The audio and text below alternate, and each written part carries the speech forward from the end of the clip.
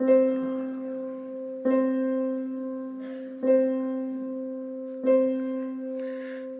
you love me? Do I what?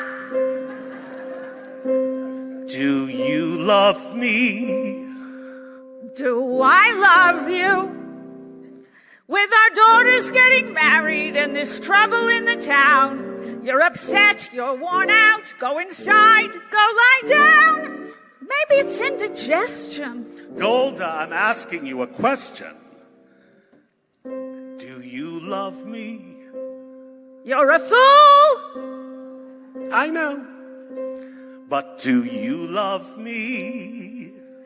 Do I love him? For 25 years I've washed his clothes, cooked his meals, cleaned his house, given him children, milked the cow. After 25 years, why talk about love right now? Golda, the first time I met you was on our wedding day. I was scared. I was shy. I was nervous. So was I. But my father and my mother said we'd learn to love each other. And now I'm asking, Golda, do you love me? I'm your wife. I know. But do you love me? Do I love him? For 25 years I've lived with him. Fought with him, starved with him. For 25 years my bed is his. If that's not love, what is? Then you love me. I suppose I do. And I suppose I love you too. It doesn't change a thing, but even so, after 25 years, it's nice to know.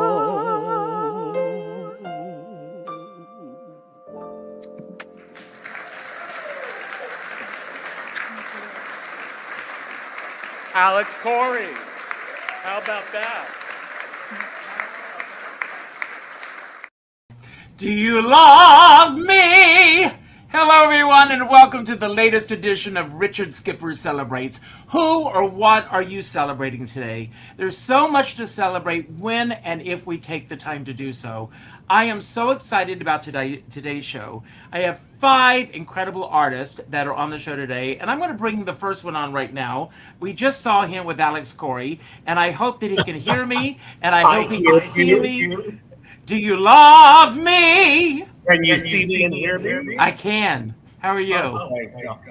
I'm grateful for figuring out StreamYard.com.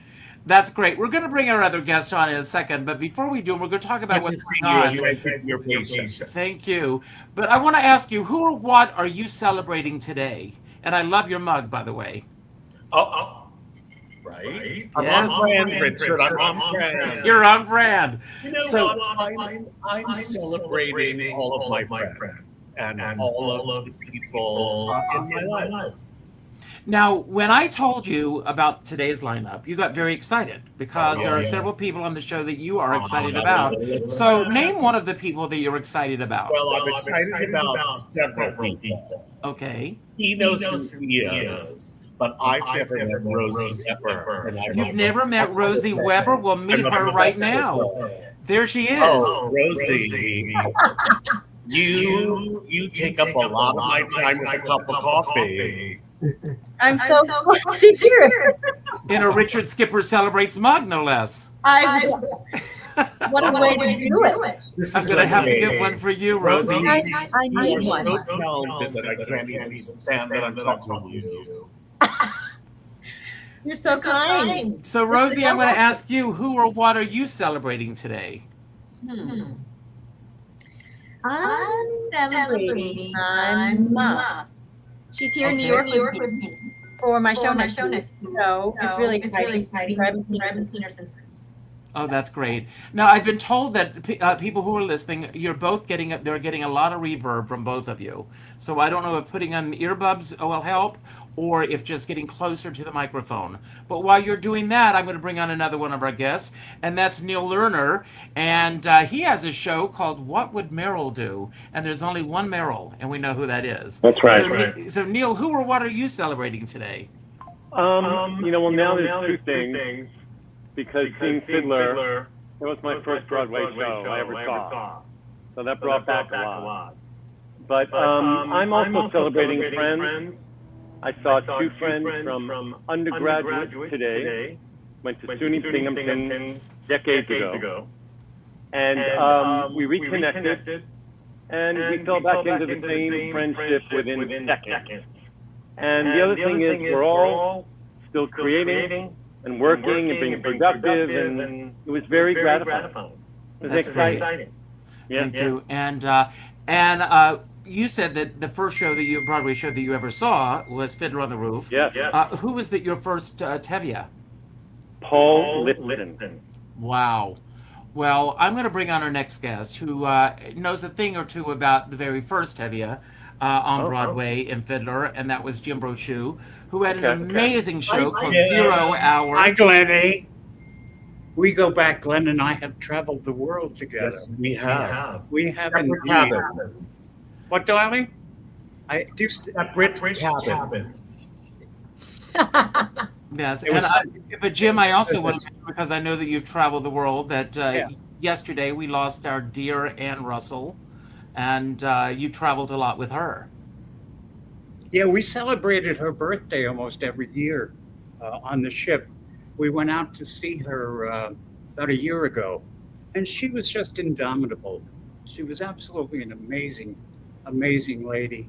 And I can't be sad because she had a remarkable career. 103. A wonderful life, you know. Well, speaking of remarkable ladies, I'm going to bring on Jessica Schur, who just got here. How are you, Jessica? Hello. Fasten your seatbelts. It's going to be a bumpy night.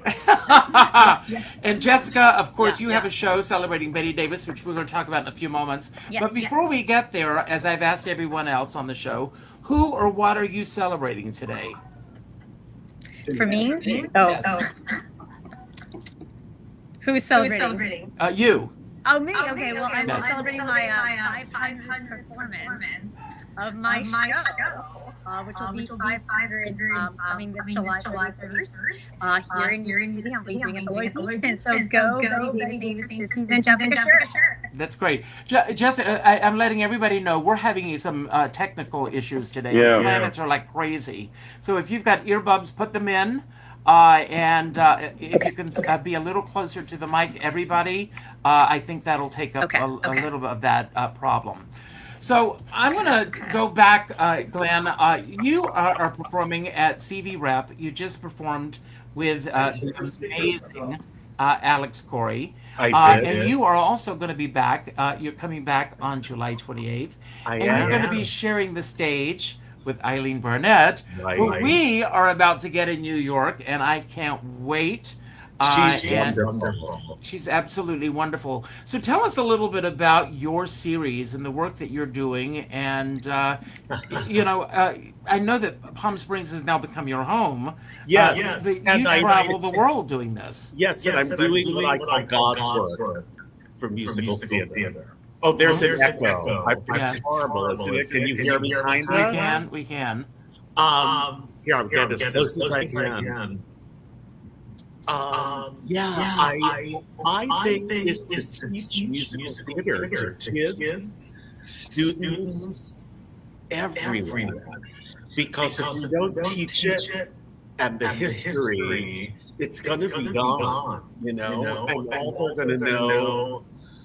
I use this as an example. It's mean, and I don't mean it. It's the only thing I can think of is Pretty Woman the musical. That'll mean what people think musical theater is, and that is musical theater. But so is My Fair Lady in Camelot. People Do you need to have be aware of that. do you have a cutoff point when it comes to the musicals that you celebrate, or do you celebrate? I mean, every Yeah, once in a while. people always say, "Do you know any musicals past 1974?" After I slapped them, I do. And we have, I talk about Hamilton in all of my lectures. Because I feel if the kids today do Hamilton or any of the musicals but don't know about Jesus Christ Superstar and Hair, it doesn't really inform where they fit into performing such a piece. Does that make sense? It makes Even perfect with my sense. echo? Even with your echo, it makes perfect sense. At I least feel I like can a great, powerful Wizard of Oz. I know, at least I can hear you. Now, Rosie, you have, I mean, the show that you're doing now, you're coming to New York, you're making your New York cabaret debut. And not only, folks, I have tickets for her show on the 30th, but Rosie sold out like in minutes. And they had to add another performance. I'm not the only one obsessed. No, you're not the only one obsessed. We're all obsessed. So, Rosie, when, where, and how did you discover that you had this gift? And when, where, and how did you decide to share this with the rest of the world? Well, I guess it's kind of funny. I've always kind of mimicked people. I grew up singing with my mom. She was a singer and performer too. And I was always trying to copy my mom, even when I was like an infant. So I remember there was a time I was listening to Judy Garland's version of As Long As He Needs Me. And I remember her vibrato stood out to me so much. And I kind of was just like, oh, I can kind of do that, and it has this very distinct sound. And then I never thought about it again. And then I started posting jazz covers on TikTok, and people were like, "You sound like Judy Garland." I was like, "Okay, well, just go for it," And then it blew up from there. How long did it take before everything started to blow up? And what was the moment that you said, "Oh my God, I can't believe this is happening to me"? I think I was posting a lot on TikTok. And then when I moved over to Instagram Reels is when this like blew up. TikTok is kind of like, quick viral moments. But Instagram is more lasting. And that's where I found like real connections with people. And when I put on Instagram is when I started getting all of these people coming to me like, come sing here. So that was February or March, and it's just kind of been gung-ho ever since. So it's been less than a year. Oh yeah, it's been a couple of months. Wow. It's crazy. Yeah. I mean, it's just astounding, and I mean, the numbers, I see your numbers. I see what you're attracting. It's just amazing. Being Dolly Levi at this moment, I can see you sharing a stage with Glenn Rosenblum in Palm Springs. Rosie, come. First of all, we have another bedroom and your own bathroom. That's always easy. It was actually so cool to see you doing that number. I was on the most recent national tour of Fiddler on the roof. I was through with Sarah. Oh my gosh. And my mom was Yenta. Oh wow. So yeah, I just brought back a lot of memories. I love that show. That's one. I just did Fiddler in Los Angeles. Joel Gray directed, and it was a concert of the Yiddish production. Oh wow, which I saw in New York. Yes. We had a week to learn it. The LA people. They flew out a lot of I think a lot of people in that show were on your tour. Yeah. So I want to get to Neal, and Neal, we're having these technical issues, as you know. Yes. So the question is, what would Meryl do in this situation? Meryl would bring her humor and her good common sense, and she'd turn her glasses that way, and she would figure out a solution somehow that none of us could possibly think of right now. So tell us a little bit about your show. As I mentioned, the show is called What Would Meryl Do? And here you are, and you've got some performances coming up. that, as you can see on the bottom of the scroll. And everyone, don't worry about how do I grab this information. Get in touch with me, and I will make sure that you get ticket information, everything to be there. But this is a one-man show, and how did this come about? Well, it was a funny idea on my laptop for about 7 years. And then this past year I decided to write it. And it's pretty much the audience is a class that I'm teaching. And the thing of the show is, it's me, but it's really someone like me. It's Neal, if my life had been different. So it's all true except the parts that aren't. So I'm teaching this class on soil health, but then it's at a little community center, and then my life is falling apart. So I decide to change it and make the class out of What Would Meryl Do? Mm-hmm. And it's really to grab at my own relevance. And I put the class through a lot of exercises, and I play everyone in the class. So the audience doesn't have to do it, they just have to be the class. But I play like 7 different people. And it's pretty much this desperate man clinging to something to become relevant. And in the end, I find out she's not going to save me, I have to save me. But there's a lot of laughs along the way, and it's kind of zany and, out there. But you've been getting quite a buzz with this show already. It's been people, I feel very encouraged. I feel very encouraged. People seem to really, That's great. And Jim Brochu, I mean, you have this new book out, which we're going to talk about, which is wonderful, by the way. Everyone get this. And Glenn, you have to get this book, Exit Laughing. Someone's typing, and it's coming up on here. So every sound is being picked up, just to let you know. But Jim, you also had a very successful show called 0 Hour as Zero Mastel, which was phenomenal. Yes, I was lucky enough to see it. It was phenomenal. So, talk about, for those who are thinking about what Neal and Rosie and Glenn and Jessica and myself do about the process of putting together a one-person show, especially someone as iconic as Zero Mastel, and bringing it to life in your own words. Yeah, well, you didn't ask me what I was celebrating today. Well, what are you celebrating today? I'm celebrating the fact that I only had to get up twice to pee last night in the middle of the night. Thank you, Glenn. I knew you would understand. That's good. All of you have brought back so many incredible memories. I knew Zero, and I knew him from a funny thing happened on the way to the Forum. And I was lucky enough to go with my best friend from college to see the second night of Fiddler on the Roof. And my seat was A105, first row center. And this was in front of me. It was, it was like being thrown back into the back of a car. It was incredible. My best friend from college, by the way, was Stephen Schwartz, who aspired to be a composer then. He's done pretty well. So we went back to see Zero afterwards. And I had always been compared to him. And I think a lot of me leaned into being him. So when I was approaching the age that he died, I thought, okay, I'm going to try this one-person show. So I wrote it, and it's funny how things happen. I'm sure all of you who have a one-person show, there's a moment where it catapults into something else, that there's like a plot point, that something happened, and somebody said, oh, this is good. Let me help you get there.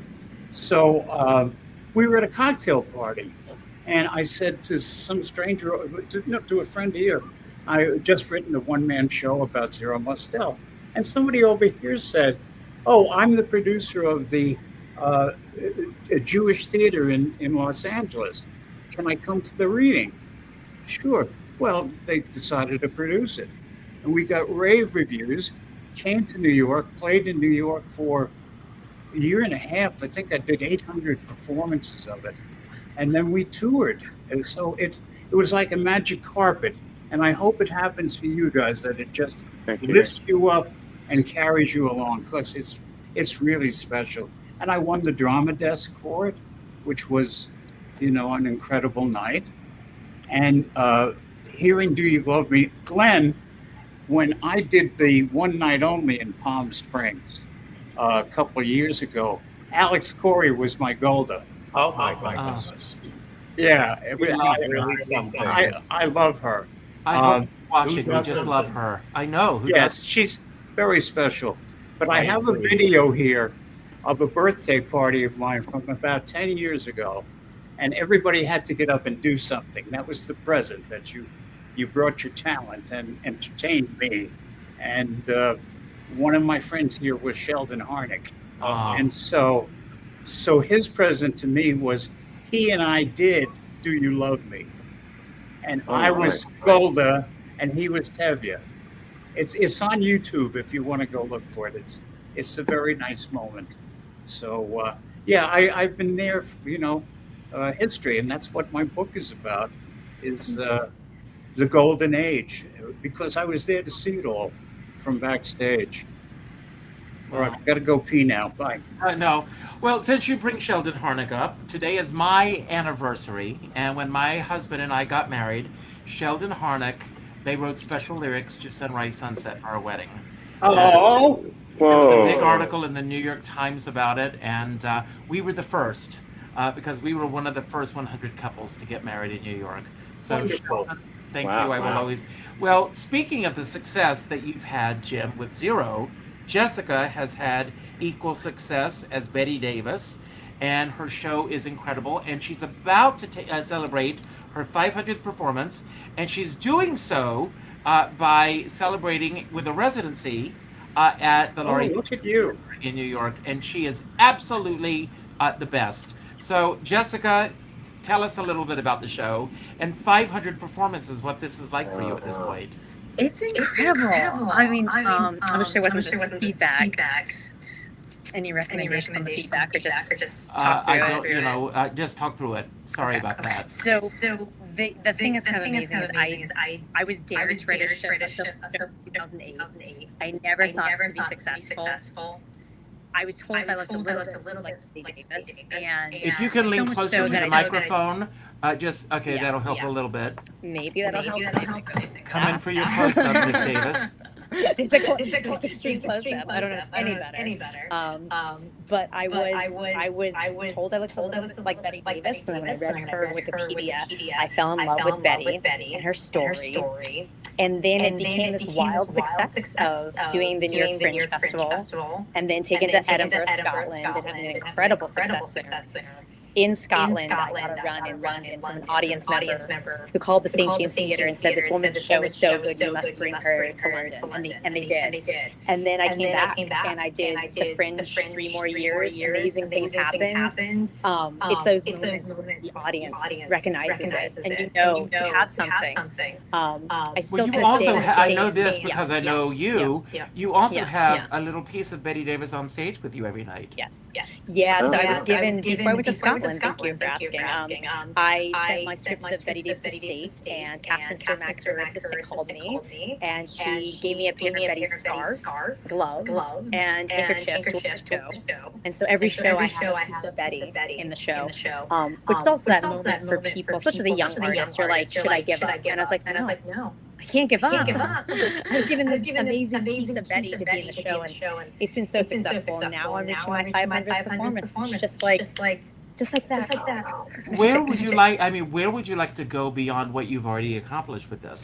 Yeah, well, I love how Jim, how you mentioned that you when you got that drum festival, you felt that was like your ticking point. Like I feel like for myself in that way. I haven't had a full run in done here and there, so I feel that the next thing for me is to have an off-Broadway run properly, be at New Orleans stages properly, get a drama script properly, and write the film while I was star as Betty on the big screen. That's the next part. So That's wonderful, and I hope it happens. I hope it. Go and check out my video. I introduced Jezebel. At the Turner Classic Movie Film Festival. So that was a lot of fun to do that.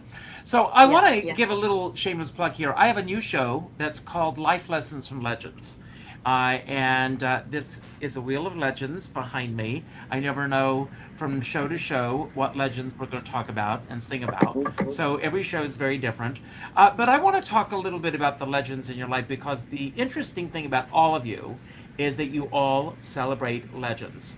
You all, I had a mentor who taught me that every time we stepped in front of a camera, on stage, in front of an audience, that we're carrying the mantle of all those that have gone before us. And I'm going to start with you, Rosie. I know that a lot of your show, because you discovered that you could emulate the voice of Judy Garland, but what have you learned about yourself through singing Judy Garland's music? And what are some of the life lessons that you've learned from Judy Garland? Oh, goodness. The biggest thing for me is, well, I really began to connect with her over addiction. I am actually 2 years sober as of a week ago or 2 weeks ago. Wow, congratulations. Thank you. So I think just her resilience is what really draws me to her, and like what she was able to accomplish, even though she was going through so much. And you know, I've been through similar things in my life. So my lesson learned from that is that there's no hole too deep that you can't dig yourself out of. You know, I've had my share of mistakes made, and you know, drinking too much. But yeah, I think just and using your life experiences to tell the stories on stage. And you know, that was something he was so brilliant at, is that when he sang anything, you could see and feel her life story through it. And allowing yourself to be vulnerable enough to do that. It's terrifying. But yeah, I think that's a long answer of so many ways I could do it. But that's what came to mind. That's great. And Neal, what are the life lessons that you've learned from performing this show and through the lens of Meryl Streep? Well, I have to say it's so exciting to hear what Jessica and Jim are talking about, because I am so at the beginning of this journey. And yet, I've had moments that Jim is talking about, where things are like, this person said this, and then the producer said that, and all of a sudden you're over here. And it is, I'm just going with it.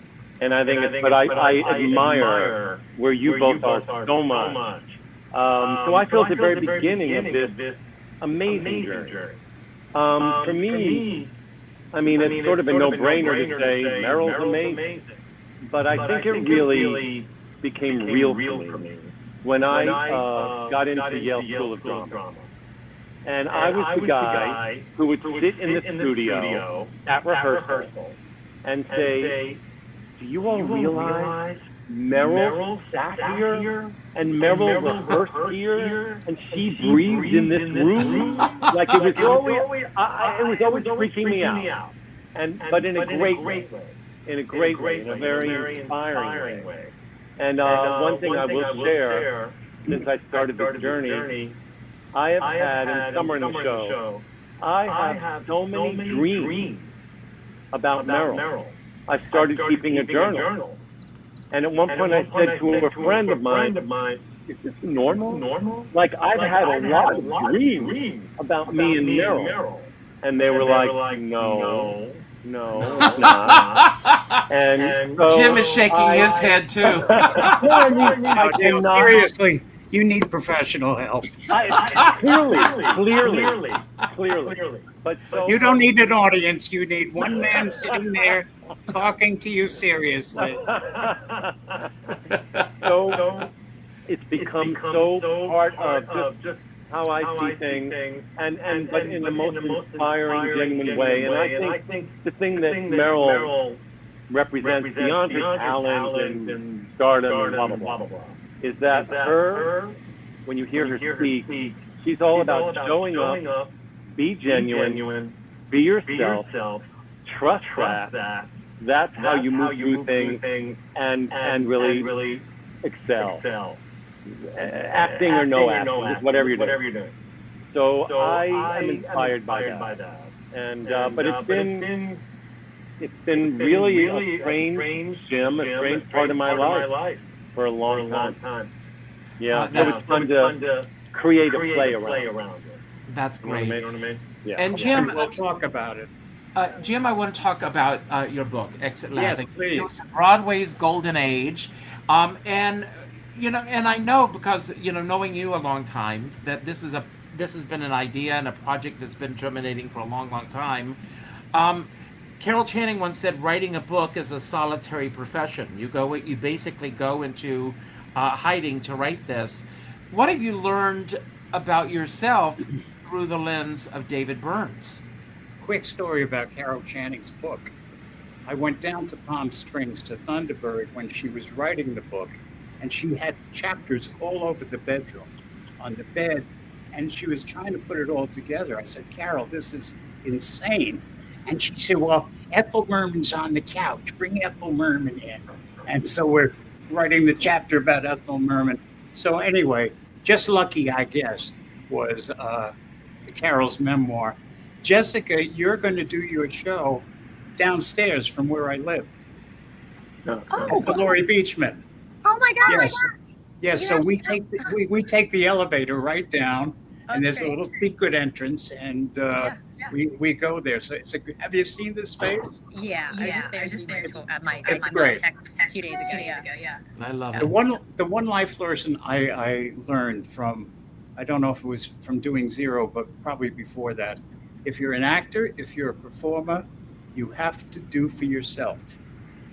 You can't wait for somebody to come and cast you as anything.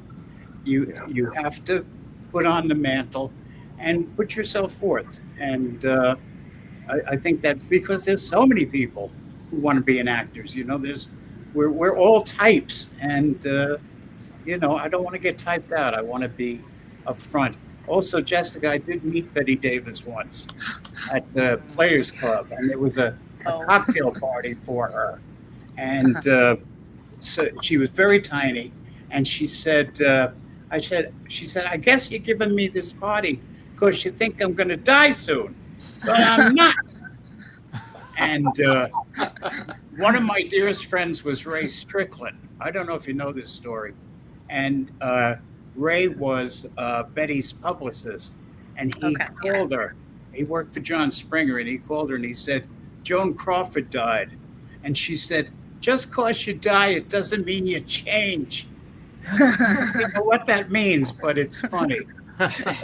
Also, I had to go to the doctor a couple of weeks ago. I walked in a young doctor, and I said, "Doctor, as Betty Davis said, getting old is not for sissies." And he looked at me and he said, "Who's Betty Davis?" Oh, That's that's a nice point for me. Yeah. So And the real doctor exactly came that. in. He was just like the first doctor. So the real doctor came in. I said, "Doctor, I have one question for you. Who's Betty Davis?" And he said, "You mean the actress?" I said, "You may proceed." So let's talk about David Burns. Okay. Okay. So tell us, about this book. I was 15 years old, and the book started when he died 50 years ago. And Netflix was doing a piece on Joan Crawford, and they asked me if I had Crawford letters, and I did. So I went looking for them, and I found these interviews I did in 1971 with Marty Gable and David Susskind and Jack Albertson. And they were all about Davy for this book I wanted to write. And I thought, okay, maybe I can. So I sat down, and I think I met you, Richard, I told you were the first person I told I was writing this book. I think so. Aside from my darling husband of 41 years. Are you listening to this, or have you? He's checked out already. But I think the cat is still here. Yes, the cat keeps running around. We love that. You're still listening? Oh, good. I guess we're on a delay because he just started. My husband of 41 years. Great. Great for you. Maybe not great for me. So Jessica, The same question. What are life lessons that you've learned from Betty Davis that have really affected how you look through the lens of show business? Totally. I think Betty taught me confidence and spirit and chutzpah and trailblazer likeness and never ever give up. I know she picked me. I like Betty. I'm a never ever give up kind of gal. And when I started to learn about Betty's legacy, I thought a lot of people don't know how she fought in Hollywood. She was an amazing actress, but she was a trailblazer. The first woman of her time to stand up and fight for what she believed in to be right. And I feel that's the legacy that my play has really leaned into that. As I've learned more about Betty, I've leaned into the fact that she wasn't just an actress. She was an activist. She's the first woman of that time period to say, this is not fair. This is not right. And the play I have now, having done it for so many years, it keeps changing. It keeps evolving. And I have a new scene that goes into it. And it's always evolving because I'm always learning about Betty and what she was doing. That was different than a lot of the actors. She did not stand and wait. She made sure that she was heard and seen. But also, what I love for me is it's through my eyes as Jessica 2026. I have this new photo I took where I'm holding the Life magazine. It's 1939 Betty, and then Jessica 19, to now 2026, and it's just so cool to see this juxtaposition of like eras and of spirit and of storytelling. And I do feel that there's a part of Betty that she never really got to tell, and I'm doing that with my play.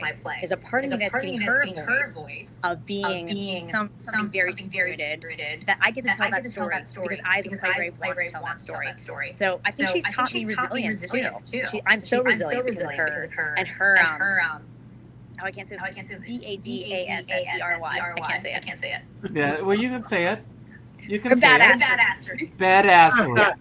It's allowed here. Yes. Jessica, Davy Burns and Betty Davis did a Broadway show together. He was her comic. It was called Two's Company. Do you know about Two's Company? I do. Yeah. I do. So there's a connection.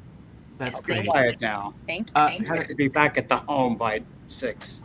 So coming to you, Glenn, Yes. I know that your parents instilled in you a love for the theater. They took you to the theater when you were a little boy. They did. And now, as an adult, sharing your love of theater with the audience, which is infectious, and that's why your shows succeed.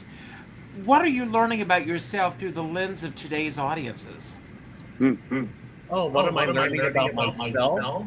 Well, I'm learning that the things I thought were interesting only to me are actually interesting to other people. And that talking about old shows, and then in my lectures I get into, remember the Ed Sullivan show, and if you lived in,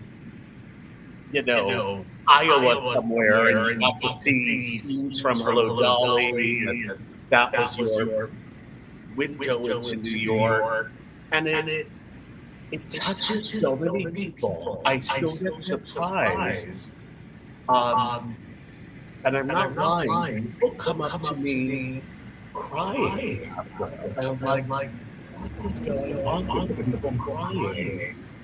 And I think it touches something in them about the past, about their childhood. One woman came up to me on the last Crystal Cruise and said, "Why am I crying?" I said, "I don't know.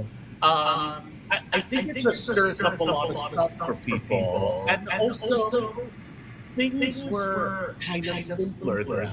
So you had to wait for something like the Ed Sullivan show, and we weren't inundated with everything that we are today on this very thing called YouTube, where we can bring up, and I can look at the curtain call from last night, whatever. It really shows me that theater and live theater are, as far as I can see, they're going to be hard to break. You know, and I'm guilty of it, sitting on the couch watching a lot of these Netflix stuff, and we watch, my partner Mark and I will watch, whatever, we'll watch the picks for something that I think is just Ted Lasso, and I'll say, this is why no one's going to the movies, because this is so, what can be better than Noah Wiley, you know? But I think there's still nothing like the live theater. Nothing. Absolutely, I agree. And please, God, it will, if the prices, you know, Andrew Lloyd Webber just had very interesting thoughts to say about how we must keep the theater going. I mean, I think he's a little shocked that Caps is closing. Well, I have some thoughts about that, which well, we'll talk about another time. It's not your father and mother's cat. Right, That's one of the reasons. But he is on to something. I agree with you. That's Sir Andrew. So now I want to flip the coin a little bit, and I want to ask what advice you would give to someone going into this business. And I'm going to start with you, Neal. Well, I think it's really different business now than when I began, and probably a lot of us, or some of us. And, well, it is. I would say, sort of piggybacking a little bit what Jim was saying, I think the more you can create your own work, and at least have a vision of the kind of work you want to be doing. Because I teach as well a lot of on-camera acting classes. And I always feel bad when these kids come from Texas or, you know, somewhere, and they come to New York, and they just want to be famous. And I think people get TikTok and Instagram and, you know, everything online. Everybody can't be Rosie Weber. That's right. There's only one Rosie Weber. There's only one Rosie Weber. That's right. And that's why we know her, because there are thousands of nothing against TikTok and Instagram. And I will say this, and Rosie, you can correct me if I'm wrong, you didn't set out to do what this became. No, it's gotten completely out of my hands. Right. In a good way, right? Yes. In a good way, yeah. In a great way, yeah. Yeah. But I would say that no matter who you are and what you want, I think make sure you have your act together, meaning if you're a singer, a dancer, if you're an actor for stage or for film, that you are ready to, you know, when you're seen, to show up and be your best. I think a lot of kids just want to be popular and be known. And I just don't think that's necessarily the best path for a life in this business. Maybe a moment, but not if you want to be Rosie Weber. You know what I mean? Right. I'm singing a song in my show that's was written by Stephen Cole from Merman's Apprentice. Stephen Cole, yeah. And the song is called Taking the Veil. And it's through the lens of Ethel Merman saying, you know, to be in this business, you essentially become a nun. You give up a lot to have those incredible moments that we have on stage. So, Jim, I'm going to come to you and I'm going to ask you the same question. What advice do you give to anyone wanting to go into this business? Well, I think I've already, talked about doing it for yourself, but the time has changed so much that circumstances have made it harder for people to do that. Yes. You know, when I was first, Neal, I was thinking, we probably come from around, you're younger than I am, but we've seen the same things, the arc of Broadway history and being an actor in this city. And when I started, there were no security guards. You could go to an agent's office. Oh my God, I know. You could say, here's my picture and resume. Maybe you'll remember me. You could go to a casting director. I used to go backstage and leave it with the stage manager of all the theaters when I started. Right. How many jobs did you get out of that? I didn't get any. I felt good doing it. But he still got in there. That's right. By the way, Glenn's show is so wonderful. I also cried at the end. But anyway, Rosie, I met Judy Garland too. Wow. At a place called Jilly's, which was Frank Sinatra's hangout. In fact, I have the ashtray over there from Jilly's. And my father was I didn't know my father drank until I saw him sober. So one night at Jilly's, he was putting him down. I had gone to see Forum that night, which is right next door at the Alvin Theater. So I came in to pick up my dad, and I hear two people singing from around the corner where the trio was, the Bobby Cole trio. So I walk around the corner, and it's my father, drunk as anything, singing a duet with Judy Garland. The two of them are just, it was a meeting of two of the great alcoholic minds of all time. Oh. And they were singing, I remember the song, they were singing Hey Jealous Lover. Wow. Hey jealous lover. And my father, she's going, hey jealous lover. And my father's going, boom, boom, you're acting so strange. Boom, boom. I mean, it was, hello. Wow. So that was my story about that. I forgot what I was talking about. I need to go back to the home. It's Jello night. So Jessica, based on what you've done and learned, what advice do you give anyone who would like to try to do what you do? Yeah, I would say give yourself a due date. I always found when I had something planned, like the Fringe festivals were so the Fringe festivals were so amazing because like you had due dates. Wow, really? Hold on. There you go. Technology. Okay. Having a due date. In the festival world, you have dates that you have to go for yourself. The audience has to be there. There's an energy that goes with those shows, and you as the artist get to feel that energy and know that what you're doing is working. Or you need to tweak something. When I did Edinburgh Festival 3 times in a row, each year was different, and each year I would delve into this artistry. And I also say as a young person, like find your artist, find something you're really passionate about. Because if you're in your artist life and not your famous actor life, artist life is forever. And once you find that part about yourself where you just never want to give up on it, being an artist is really exciting. And you almost get to work for yourself. I feel like I've done as well as I've done because I'm working for myself. It's Jessica Scher doing either her movies or her films or her plays. I'm always showing up for myself, which I think is a big misnomer.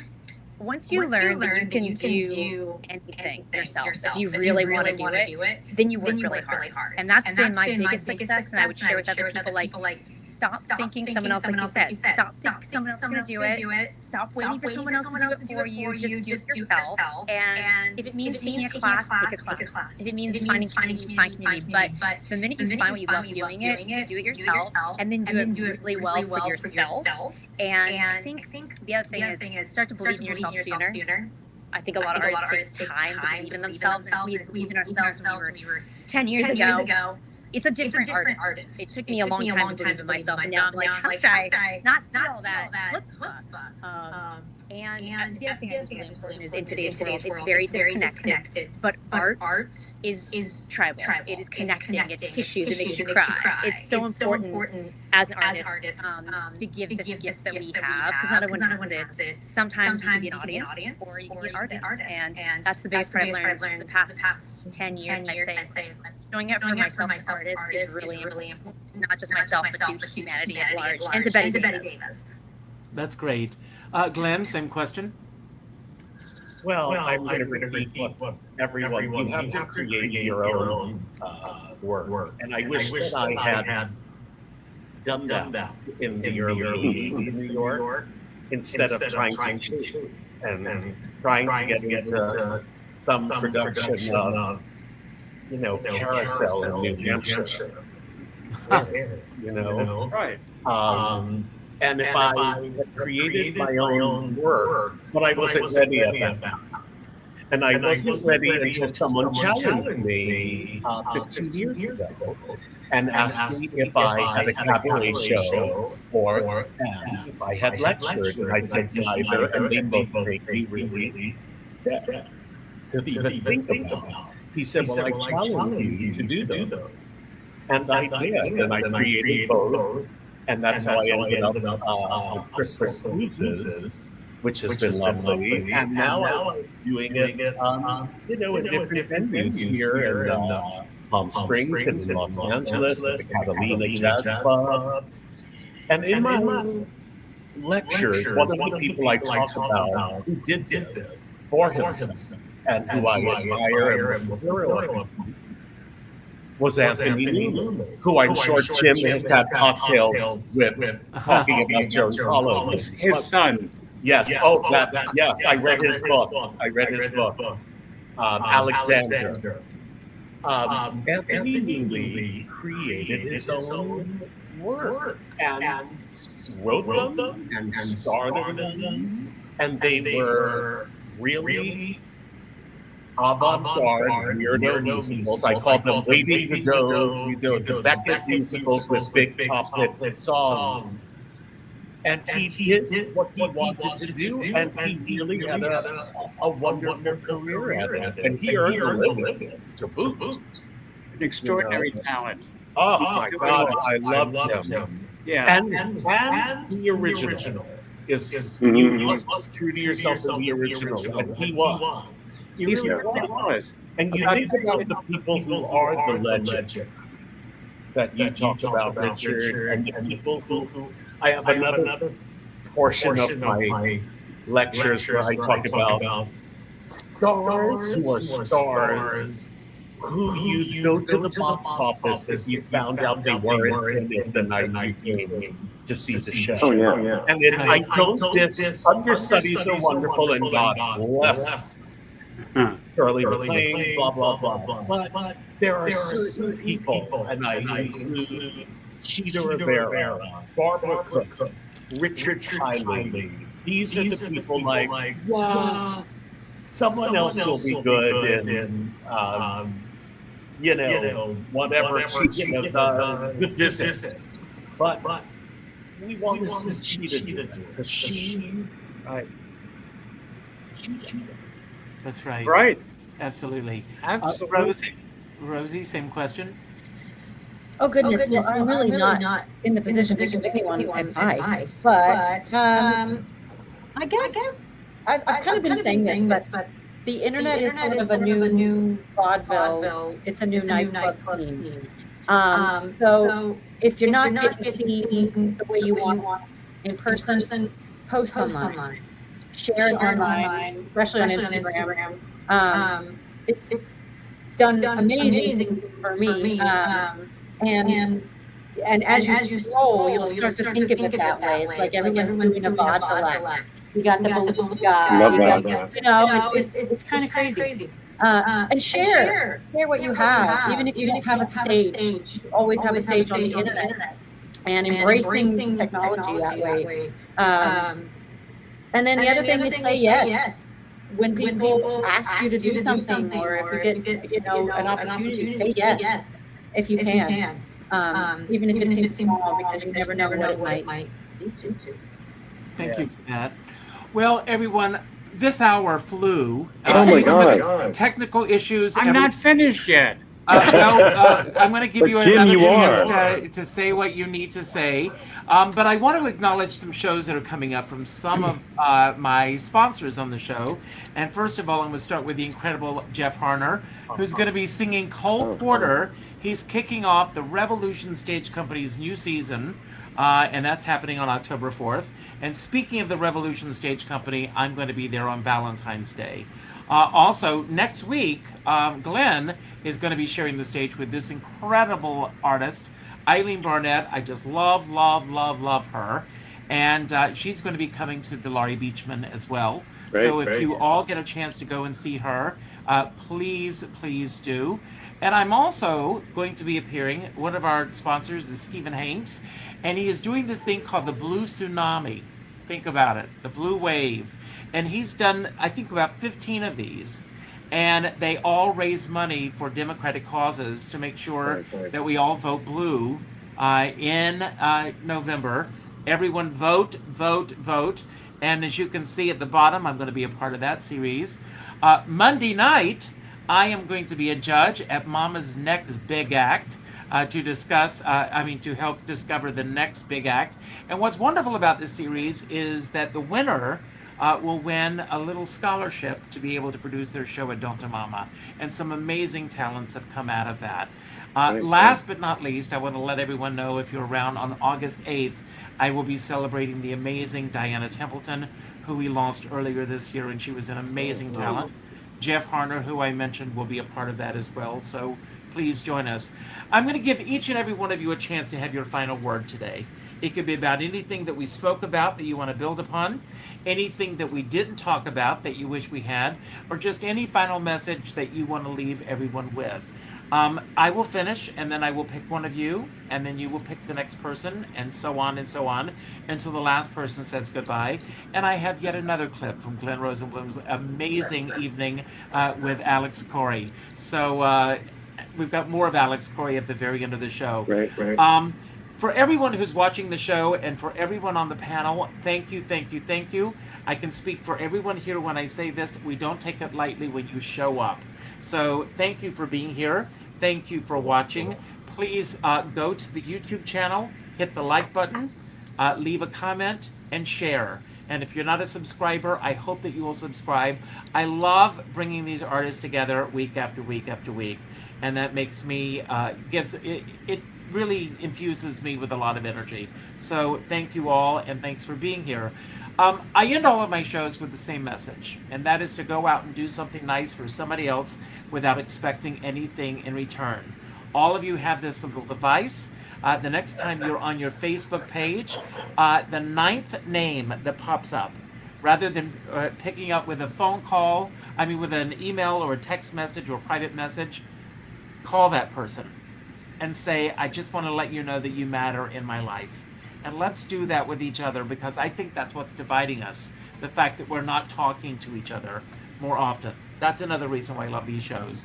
As my friend Sean Moniger says, we're all in the same storm, but we're in different sized boats. And I always say, I don't care what size boat you're on, as long as you have a skipper by your side. And with that, I'm going to leave the screen. And Jessica, I'm turning it over to you. Thank you. Well, thank you, Richard. That was just lovely, and I'm so inspired by all of you guys just doing the work. That's really what it is, and I think what I've learned in my life is, like, you got to do the work. When you do the work, really amazing things come your way, and inspire someone else. I try to do a little act of kindness similar to Richard every day. Do one nice thing for somebody. It's a compliment, or sometimes I have a little sticky note and I'll give someone like a little compliment via sticky note. Just something that like lifts people's spirit. If you're on the subway and someone looks like they're not smiling, smile back at them and see if like they'll smile back. And just one act of kindness daily. Not only do you feel good, you touched and inspired someone else with, like Richard said, no acts of thinking you're going to get anything in return. So go do your own shows. I would say definitely come see Betty Davis Ain't for Sissies July 31st next Friday. This time I'll be on stage at the Beachman. Jim, you'll be downstairs. And take the elevator. Glenn's and Rosie's and Neal's shows. And thank you all for being so amazing and inspiring. You have to pick someone. Glenn. Oh, you picked someone. Okay. Glenn. I picked Glenn. Bye, Jessica. Are we supposed to talk about what inspires us? I think it can be whatever you want. I think it can be whatever you want. I'm going to thank Richard Skipper.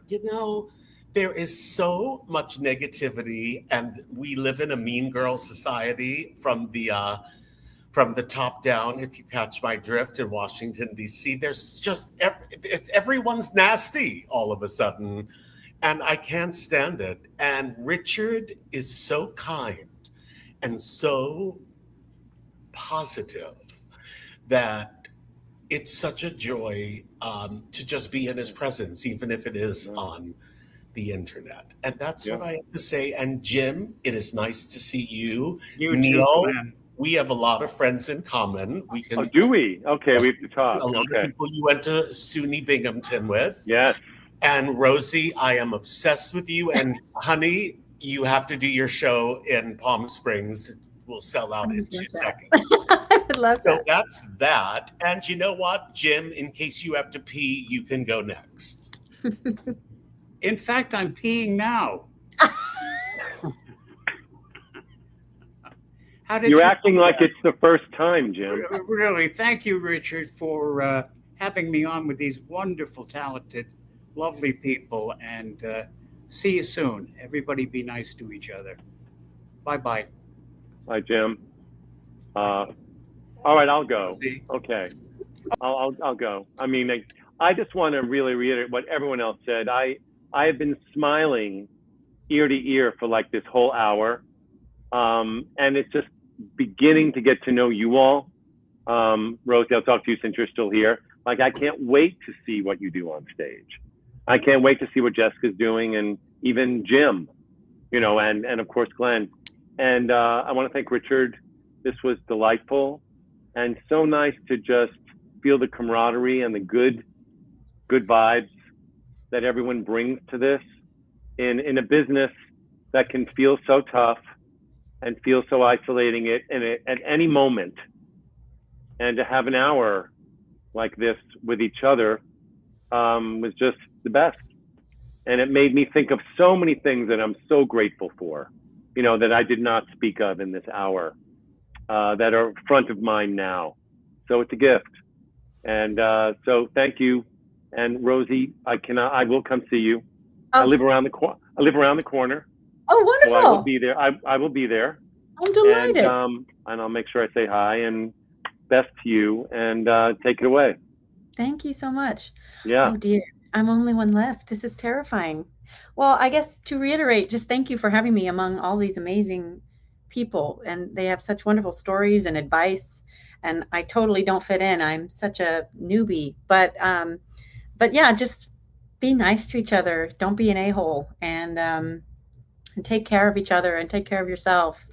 And you know, there's one great song that I think that I will leave it with, and that is, keep on smiling, 'cause when you're smiling, the whole world smiles with you. Thank you. I found you just in time. Before you came, my time was running low. I was lost, the losing dice were tossed, my bridges all were crossed, nowhere to go. Now you're here, and now I know just where I'm going. No more doubt or fear, I found my way. For love came just in time. You found me just in time and changed my lonely life that lovely day. Is this a duet? It is. Just in time. I found you just in time.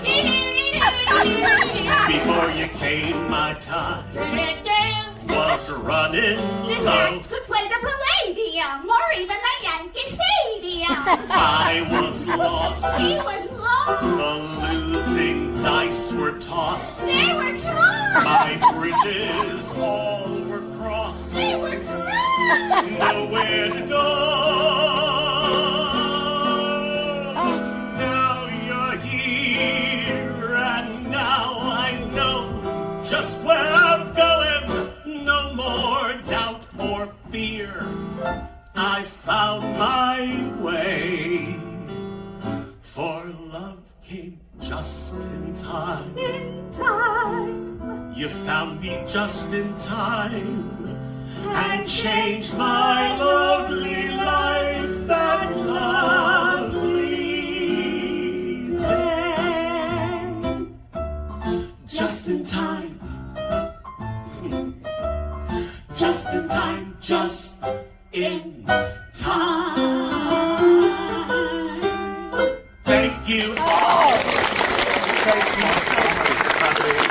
Thank you.